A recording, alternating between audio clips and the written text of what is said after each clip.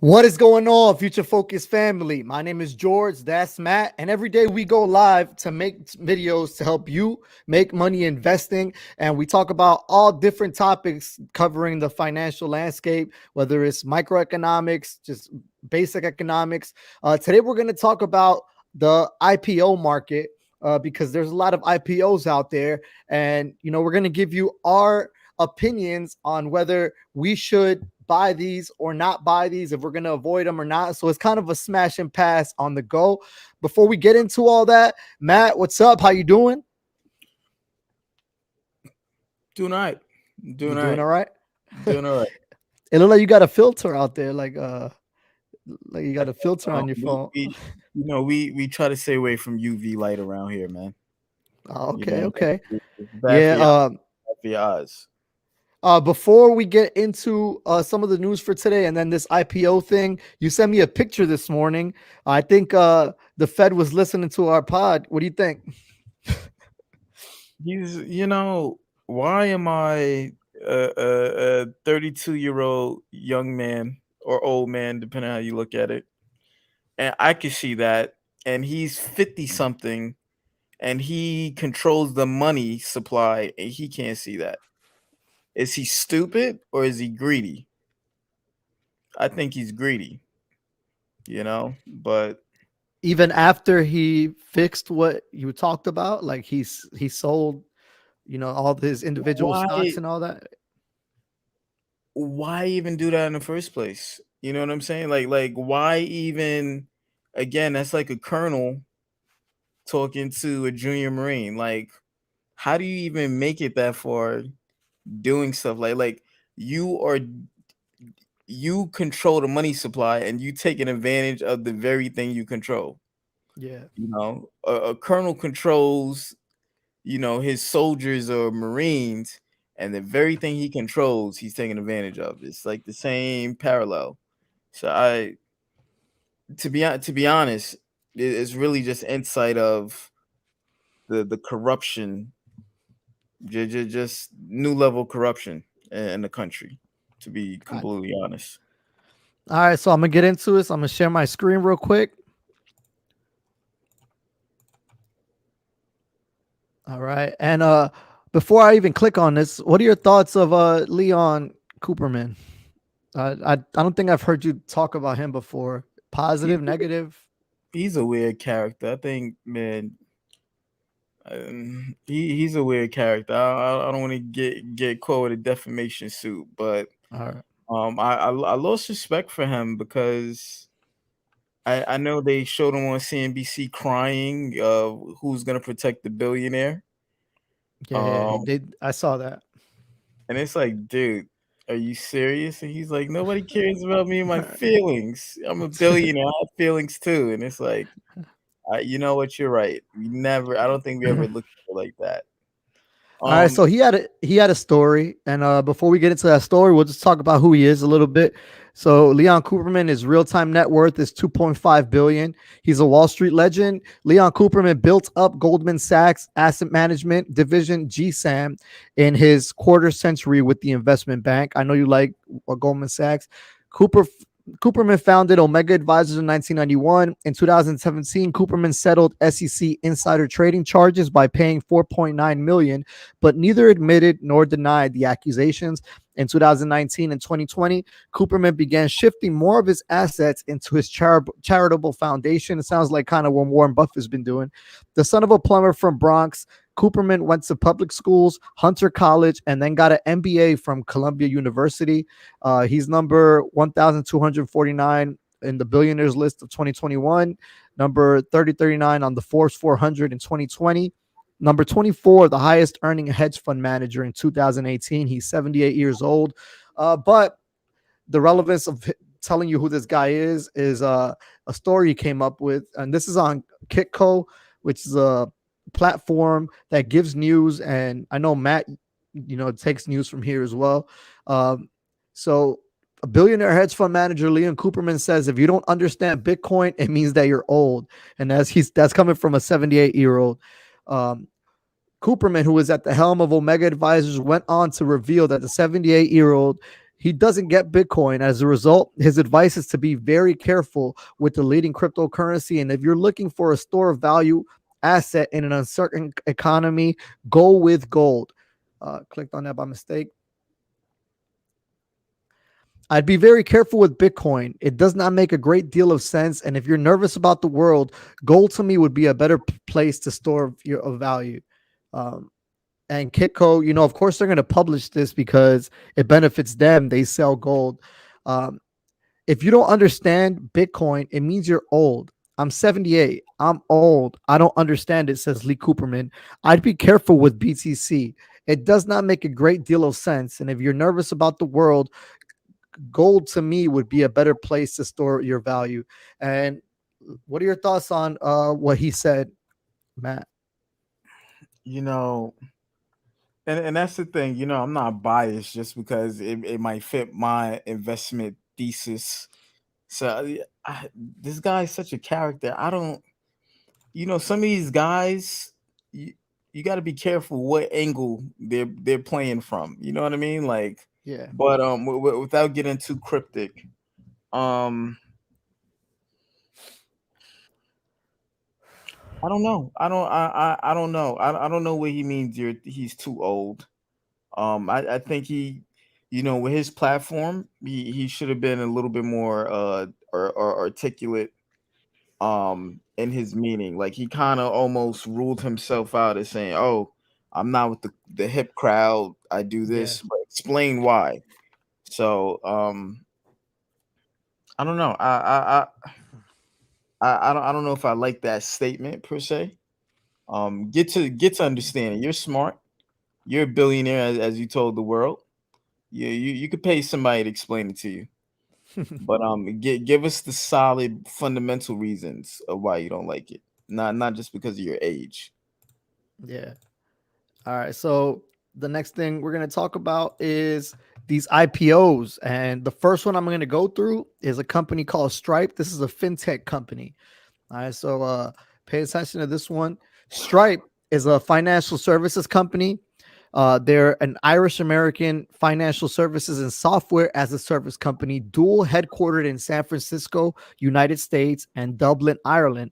The company primarily offers payment processing software and application programming interfaces for e-commerce websites and applications. Their worth is 95 billion. That's their market cap as of right now, and that's the market cap that they're trying to IPO with. They were founded in 2009, so they got some time under their belt. The CEO's name is Patrick Collison. They have a number of employees of over 4,000, and John Collison was another founder.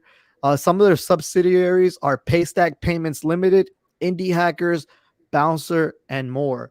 Another thing I like to look at is a list of competitors. So we could look at those 10 top Stripe competitors: Square, PayPal, Aiden, 2Checkout, WePay, Authorize.net, Braintree, and Payline Data. So, Matt, what are your thoughts on this company right here? I to be honest, I don't know too much about it. Like, where's their headquarters? Is it in Ireland? Is it in America, or is it one of those dual headquarter? Yeah, it has multiple headquarters, Mm, different locations. okay, So, you know, yeah, so I, they're a fintech play. So mm, they're a play on the fintech. Another thing to throw out there is that Bill Ackman, his SPAC that he came up with that the SEC is trying to find him over. His main target was Stripe. He was trying to get Stripe to be that first target that he got. But that SPAC only had even though it was the largest SPAC ever, it had a $4 billion. Like you're looking at a company that's valued at 95 billion. Like I don't think they want to go IPO that way when their market cap is big enough where they can IPO the absolutely, original way if they want to, like traditional absolutely. traditional IPO. So Mhm, they didn't go with the SPAC route. Most of these we're going to talk about are not looking at going to SPAC route, although some are. And some of these companies you're going to know as we talk about them, Matt, and some you probably never heard of them before. But we'll when we're talking about maybe buying this IPO, I also look at the sector. Even if I don't know the company, I look at the mhm. sector and see if it's a sector that has enough a total addressable market for this, you know. So I want to look at the total amount of money that's out there, maybe 5 years from now, if that's my time investment horizon, and look at that company and see if perhaps that company is worth investing in now because of the prospect that they may have in 2026, 2027, or something like that. Whenever, depending on how long I want to invest in that company. So the next one we're going to look at is called Rivian. Have you heard of Rivian? Yeah, that's the truck maker and stuff. Yeah. So Little Rivian Tesla. is an American electric vehicle automaker and automotive technology company founded in 2009. So 2009, another one. Rivian is building an electric sport utility vehicle and pickup truck on a skateboard platform that can support future vehicles or be adapted by other companies. Their headquarters is in Plymouth. Their CEO is RJ Scaringe. You could call their customer service here. The electric pickup truck from the new EV startup was originally supposed to arrive in customers' hands this month. Rivian has delayed deliveries of the R1T pickup until September of 2021. The launch edition version will arrive first, with other models set to be delivered. Uh, so we can look at the investors: Amazon, Ford, and T. Rowe Price. Amazon being one of the biggest, more famous investors that are in here. One of the reasons that Amazon would invest in a company like this is because Amazon is trying to build an entire fleet of vehicles for that last mile delivery. What Uber is kind of doing now, where they're Uber's trying to become the go-to for the last mile. So just something to look at there. Amazon also wants that. Like right now, they get it to the factory or they get it to a store and people have to go there and pick it up. But Amazon is trying to get it all the way to your door without having to use like UPS or the any type of postal service at all. Um, so their factory locations are in Irvine, California, with its manufacturing plant in Normal, Illinois, and other facilities in Plymouth, Michigan, Palo Alto, California, Carson, California, Vancouver, and Working, England. Um, so that's another one. What do you think about this one? I guess we could use our theme, smash or pass. What do you think? Hmm. I guess for now, you can smash. The reason I'm hesitant on it is, first of all, I like the company. My only two major concerns is that I don't know if their car has really been on the road that much. Like I don't. Um. They, they kind of allude to if the cars are in customer hands. Mm-hmm. That means something to me. That lets me know, okay, it's been tested and driven, and what's the customer satisfaction rates. Yeah, and it kind of brings me back to that Nikola conversation we had. Like, Right, you know, if they right, go public, they might feel that pressure because that's the difference between a private company and a public company. A private right, company has to answer to people, but it's more in a private way. Public companies, they have shareholders that they have to reach and talk to in the public markets, and things that they say affect things in a very large way. right. So, you know, some CEOs, like I don't know if you saw, there was a report the SEC is investigating Coinbase, and Oh not yeah, yeah. investigating. I'm sorry, not investigating. I worded that wrong. They're Kind, kind they're of. s- they're saying that if they release this platform that they planned on releasing, they're going to sue them. The SEC is going to sue them. It's a platform where you and me, if we're on Coinbase, we could lend our crypto out. Uh, uh, So and then the Coinbase CEO went on public TV, CNBC, and kind of said like, stay out of here. Like if we want to do it, we're gonna do it. Kind of like what Didi did to China, if you think about it, when China said, "Hey, you're not gonna IPO in the states," and Didi's like, I think we already did that." uh, about that, we already did that. So it's kind of something like that, setting up for success or failure, depending on which way it goes. A lot of the commentary I've heard on that is like they need to. I've heard both sides. So one side I heard about what the CEO did was it was a rookie mistake and he shouldn't have done that. He should try to befriend the SEC instead of trying to make a fool out of them, because the SEC is the ones who implement the rules, and they have to make sure the rules are being adhered to. And the other side of the coin was that this was a stand.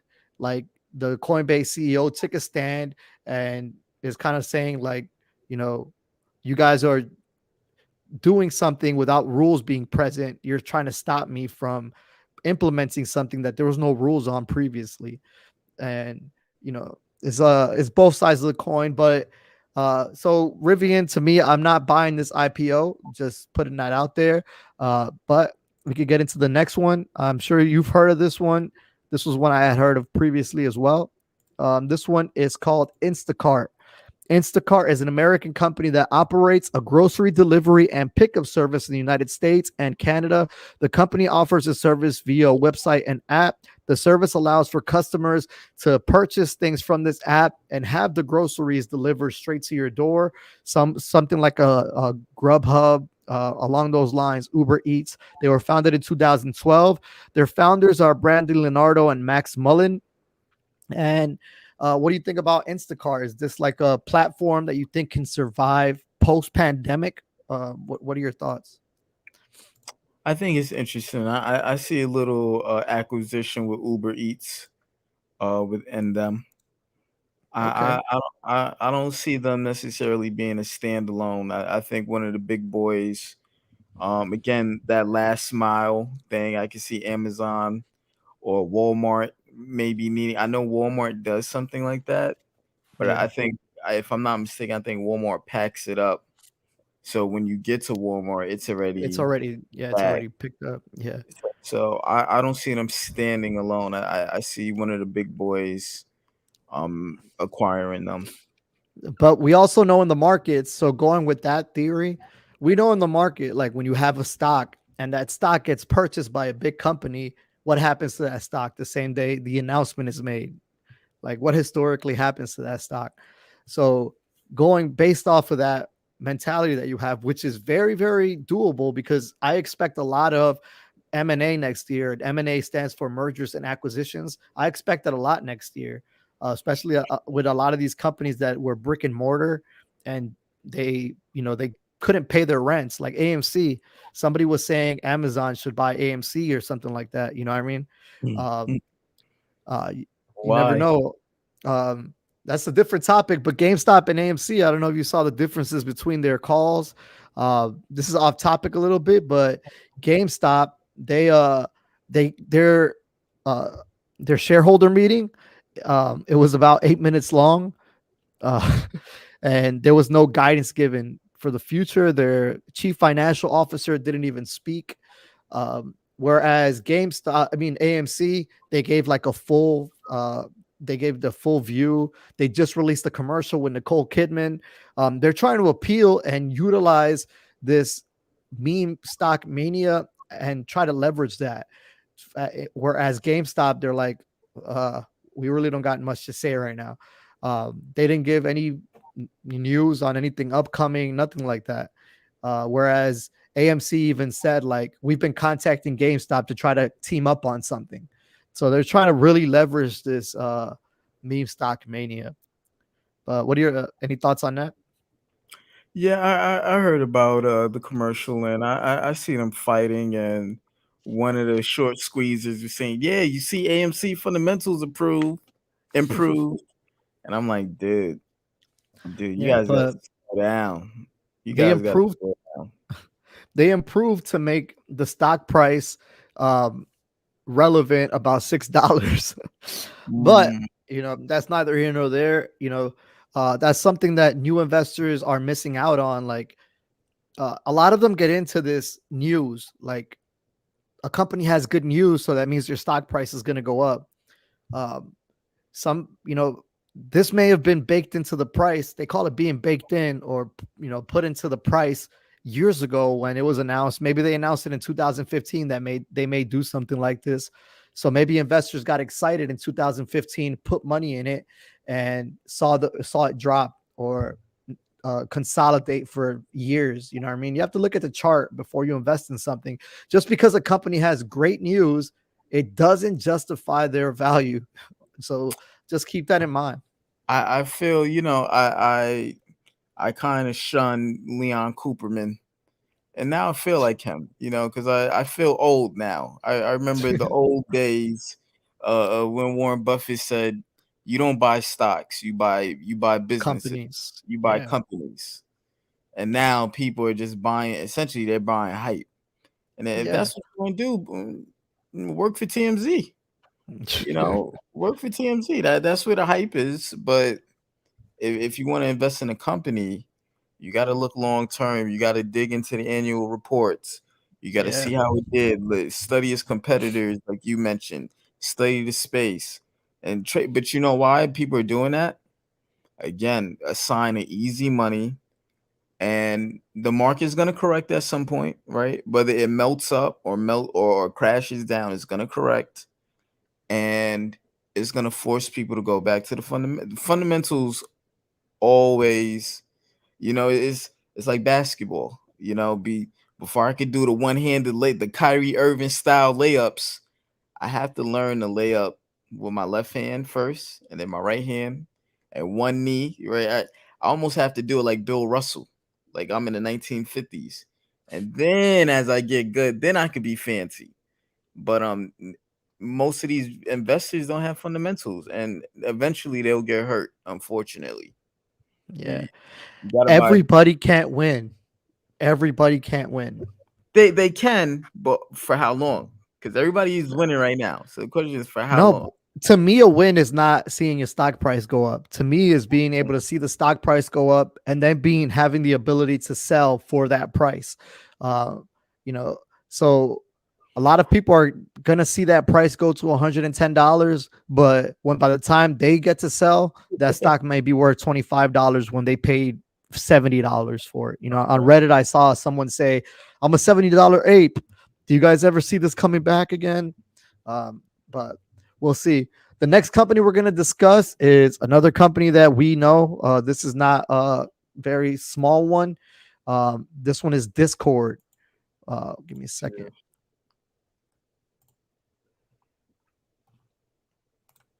All right. So Discord is a VoIP, instant messaging, and digital distribution platform. Users communicate with voice calls, video calls, text messaging, media, and files in private chats or as part of communities called servers.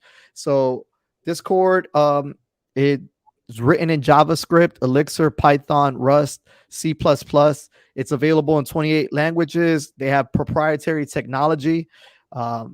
So what do you think about Discord with their gaming and all that stuff? Do you think this is a buyable stock or not? Provided that the IPO is not outrageous and they don't start at $280 billion, I think it's a smash. I So like. right now their valuation is 10 billion. They have a 10 Oh billion yeah, dollar valuation. yeah, I would. Yeah, I would. I'll smash. Yeah. Yeah. So Oh this is yeah. another company that I could see being bought, like we talked about earlier. This is one I could see being bought, and I think Microsoft. I'm not sure why. I see Microsoft coming to mind when it comes to Discord. I think Makes sense. Makes Microsoft. sense. I think Microsoft would benefit from buying Discord. It would Why? Microsoft is into gaming, and Discord started with like gamers. I So I I would build off of that and say Microsoft would truly benefit, because I want to say Discord is almost innate with PC gamers. And I know yep, Microsoft is trying to come back into the PC gaming world and cross platform, and Discord is where you can. So I think that's a good call. But for some reason, I can see them fighting that. I can see them trying to run it out, because it's such a great product. I yeah, don't see them selling for top dollar like Instagram, or I can see them fighting the wave like Tesla. okay, Mercedes wants to buy Tesla. Apple wants to yeah, rumored yeah, Apple. I could see them staying on the straight and narrow because it's such a great product. Okay. The next one we're going to go to is in the real estate space. This company is called Better.com. And this one is, like we talked about earlier, is planning to go public via SPAC at a $7.7 billion valuation. At the last reported, I saw it about $8 billion. This right here, this report is from May 11th. But the special purpose acquisition company market isn't dead yet. Apparently, SoftBank Group backed digital lender. And I feel like SoftBank is like invested in everything, but that's another story. Plans to make public debut in the fourth quarter of 2021 in a deal that would value the company at nearly $8 billion. Better.com, which offers mortgage, real estate, title, and homeowner insurance through its digital platforms, is going to go public with Aurora Acquisitions Corp, a blank check company sponsored by Navitor Capital. As part of the deal, SoftBank subsidiary will commit a 1.5 billion investment to the combined company. And what do you think about this company right here, Better.com? Do, So I do you don't think know you? much. I don't know much about them, but I just had a little joke in my head. If SoftBank wants them, I want no parts of them. But then again, it's better to take SoftBank money than to invest in SoftBank than the other way around, and you give SoftBank the money. So I don't know much about them. It could be a great opportunity. I just don't know enough. Yeah. So, unlike many legacy lenders that have integrated tech in fits and starts, Better.com was built on the onset to be entirely digital. Its workforce of loan originators is entirely in house and does not work on commission. Better.com said its labor cost was 57% lower than the industry average, and its LOs is close to 16.2% loans per month. And it's compared to the industry average of 7.1 per month. So they're above, almost, they're double the industry average. The firm is currently licensed in 47 states, but as always, we give you the bad as well. There have been real questions about the company's culture, and this is really letting you know what kind of world we live in today. This They really are bringing up brutal force reports on bullying. So that's the negatives that you have with the company, as far as we know. I mean, there's always skeletons in the closet. With the way the real estate market is right now, I would not be a buyer of this IPO. The reason for that is that there's already lenders out there like Rocket Mortgage. You have the bigger tycoons that are trying to get in that space and dominate. And I think this company right here, although they grew really fast, I felt they grew really fast based on the millennials shifting and moving away from the cities to buy houses and all that. I think they just Mm. capitalized on that. So I'm not a buyer. And you said you don't understand it enough to buy. Is that correct? Yeah, I don't have enough background knowledge on them. Okay. So the next one we're going to look at is called Nextdoor, and Nextdoor is a hyperlocal social networking service for neighborhoods. The company was founded in 2008 and is based in San Francisco, California. Nextdoor launched in the United States in October 2011, and they were founded in 2008. Their headquarters is in San Francisco. Their subsidiaries are Trove and Neighborland.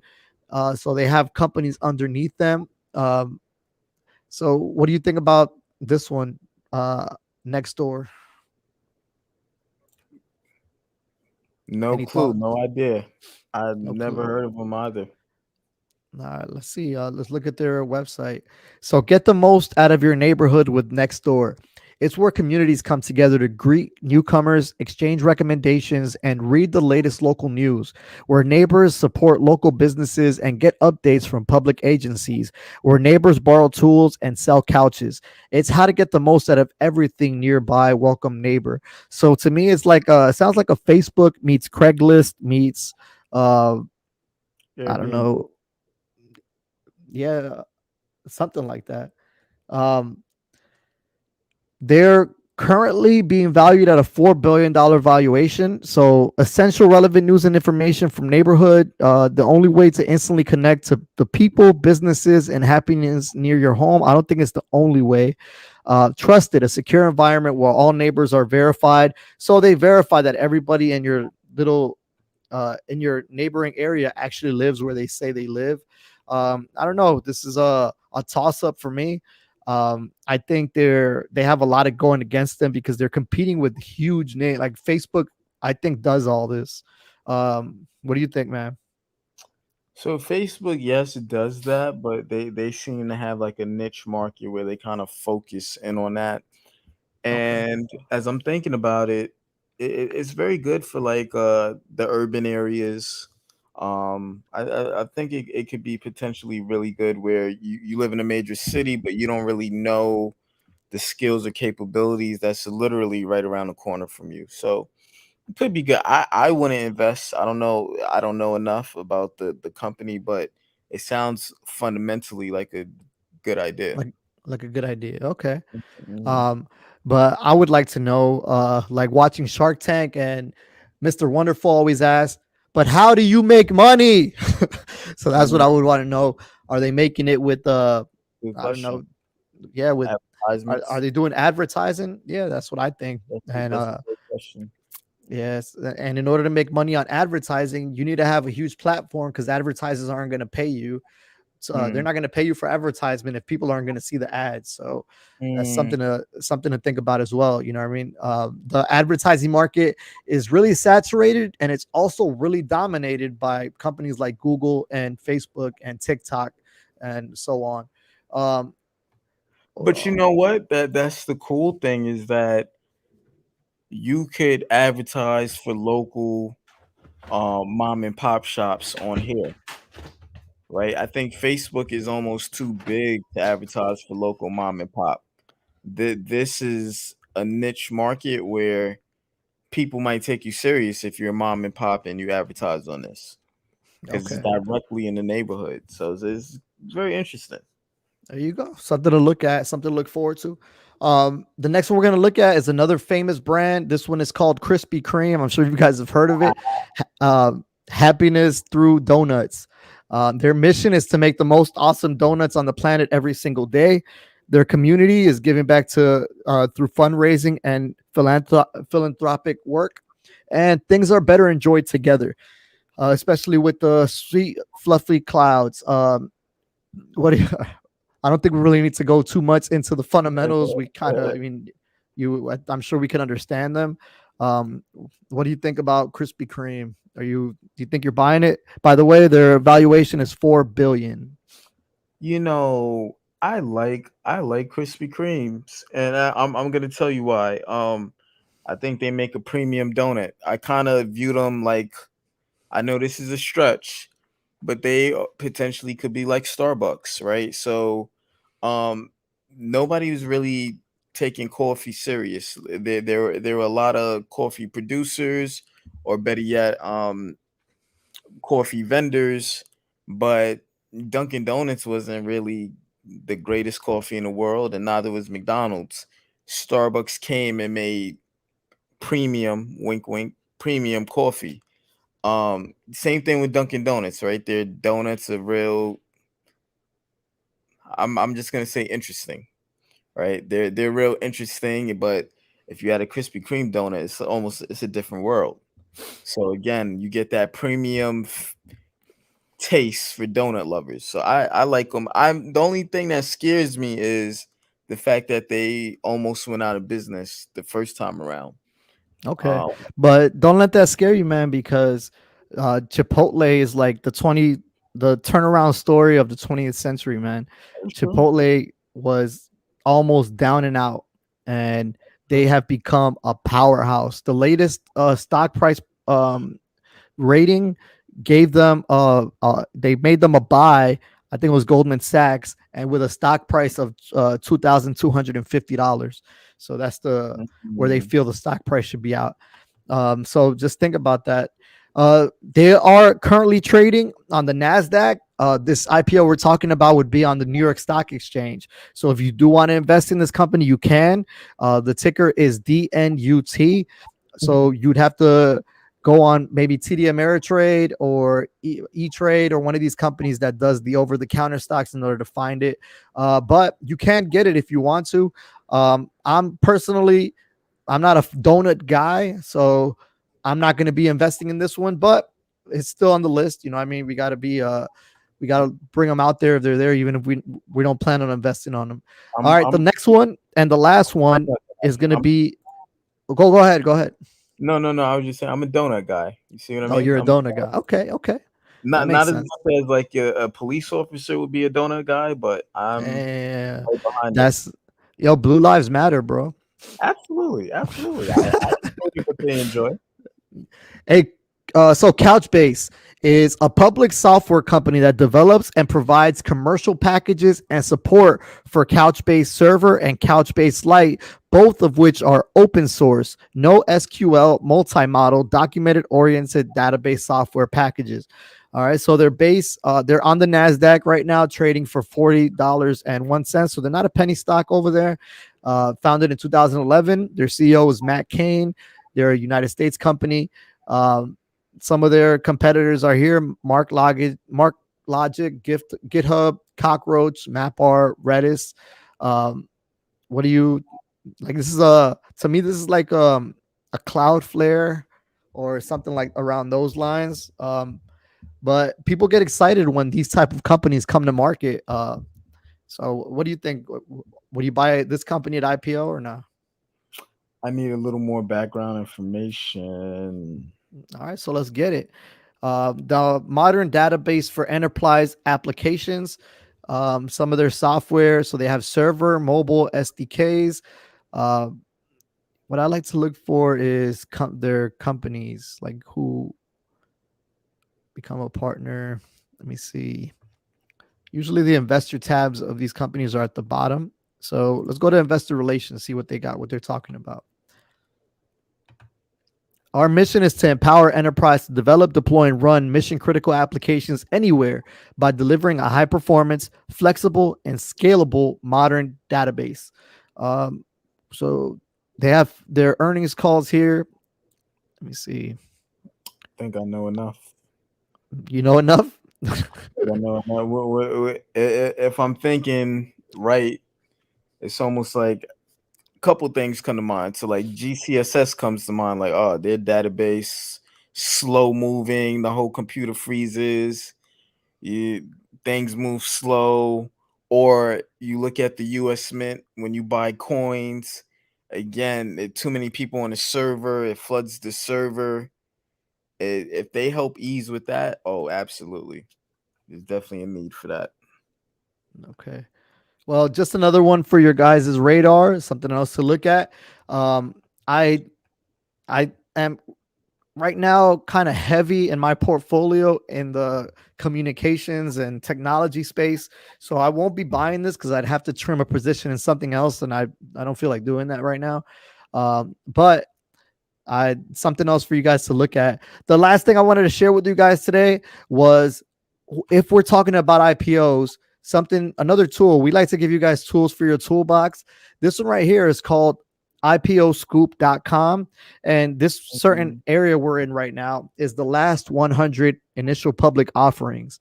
So what I like about this is that you can look at when it opened, the offer price, the first day close. So when it opened, what price did it open at that day, and what price did it close at that first day, and the current price. So this one, August 31st IPO, it came to market that morning at $18. It closed that afternoon at $17.75, and since then, if you bought it at IPO, you would have a negative 13.89% return as of right now. The same day, if you would have instead put that money into Focus Universal, ticker symbol FCUV, your offer price would have been $5. The close, you wouldn't have made much that day. It would have closed at $5.10. But the current price today, less than a month later, is up 196.20%. So just something to look at there. Biotricity, they offered it at $3. They went to $2.91, and they are up 5%, which it doesn't seem like much, but hey, even if it just stayed like that for the rest of the year, you would make more than you would make in your bank. So 5% is nothing to like laugh at. Let's look at a big one. This one right here. Adagio Therapeutics, ticker symbol ADGI. Their offer price was $17. their first day close was 20.88. So you would have made money that first day. And then the current price is 46.91. So that's an increase of 175.94%. Now, these are a lot of the winners. Let's scroll down here and see how many losers we got, because we got some 77% up.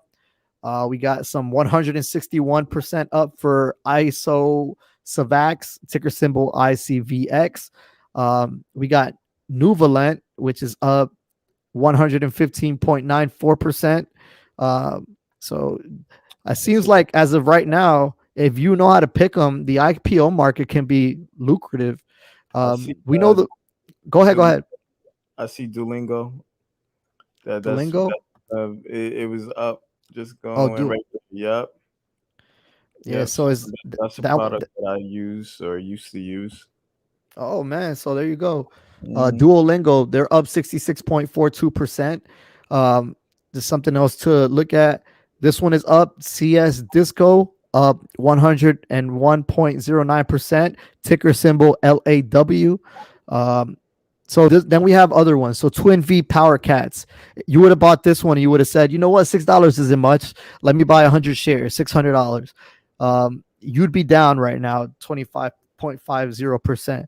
So be careful out there. You could hit it big with these IPOs, or you can also struggle. Doximity Inc. This one's crushing it. Doximity Inc. They IPO'd at 26. They closed that same day, doubled at $53. Currently, they are up $101.29 with a increase of 289.58%. I don't see any 80% losses, 70% losses. I see some 30s D market.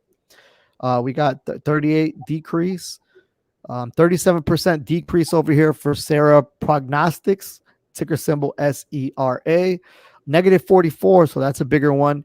Ticker symbol TCRX. That one's down 44%. So just something else to look at. Another tool for you guys' toolbox. They have IPO Buzz. You could click on here. It talks about some of the things coming up. You could look at the IPO index. You could go through and see if the company that you're looking for is on here.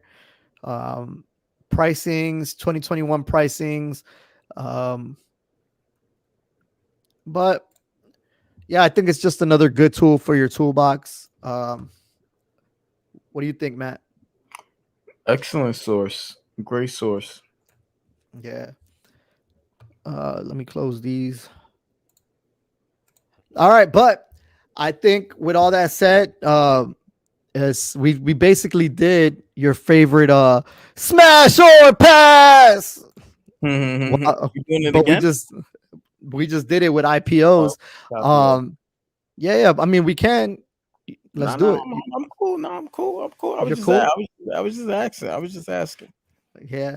All right. So for tomorrow's episode, I don't know if you're gonna get on tomorrow, Matt. I'd like to. Tomorrow, I'd want to talk about the Alonzo hard fork that's coming up for Cardano and what that means for you. That's happening on Sunday, September 12th. So something I want you guys to be looking at if you're invested in Cardano. Tell your friends to watch. Share these videos with your friends. We're trying to put out the most relevant stuff out there for you. We're trying to give you tools for your toolbox so you can actually make money out there and not just be following the latest trends. You know what I mean? It's good to support. It's good. We're apes as well. I was the original ape, $2 ape, $2 AMC ape. But we're here. We're here with you. We're here for you. Matt, any last words? Just be careful being an ape, man. There's always another apex predator in the jungle, right? So you could be a lion too sometimes. You could be a tiger.